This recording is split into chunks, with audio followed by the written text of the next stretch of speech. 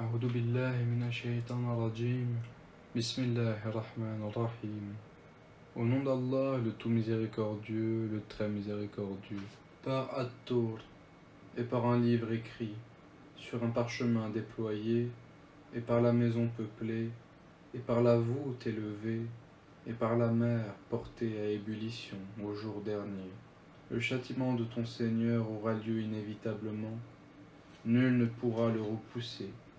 Le jour où le ciel sera agité d'un tourbillonnement, et les montagnes se mettront en marche. Ce jour-là, malheur à ceux qui traitent les signes d'Allah de mensonges, ceux qui s'ébattent dans des discours frivoles, le jour où ils seront brutalement poussés au feu de l'enfer. Voilà le feu que vous traitiez de mensonge. Est-ce que cela est de la magie, ou bien ne voyez-vous pas clair? Brûlez dedans, supportez ou ne supportez pas. Ce sera égal pour vous. Vous n'êtes rétribués que selon ce que vous faisiez. Les pieux seront dans des jardins et dans des délices, se réjouissant de ce que leur Seigneur leur aura donné, et leur Seigneur les aura protégés du châtiment de la fournaise.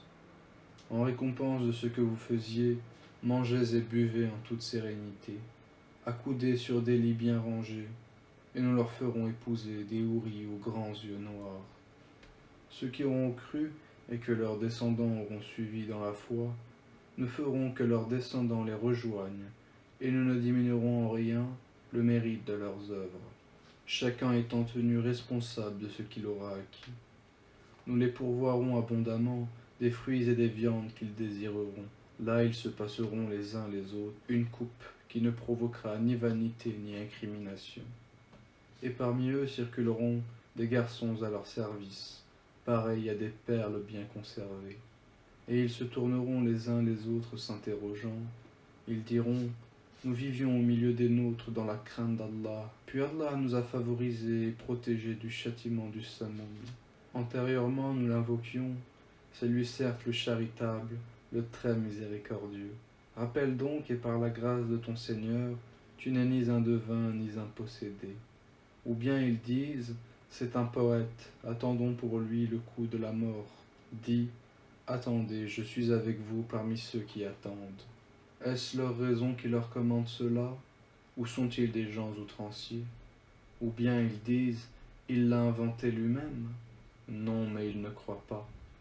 Et bien qu'ils produisent un récit pareil à lui, le Coran, s'ils sont véridiques, ont-ils été créés à partir de rien, ou sont-ils eux les créateurs?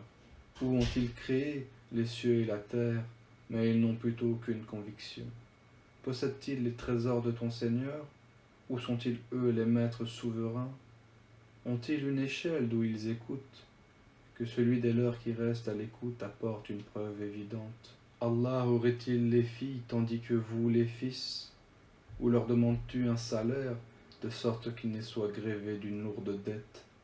Ou bien détiennent-ils l'inconnaissable pour le mentionner par écrit? Ou cherchent-ils un stratagème?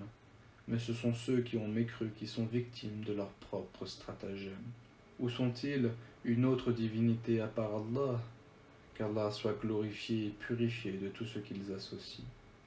Et s'ils voient tomber des fragments du ciel, et ils disent ce sont des nuages superposés, laisse-les donc jusqu'à ce qu'ils rencontrent le jour où ils seront foudroyés, le jour où leur ruse ne leur servira à rien, où ils ne seront pas secourus.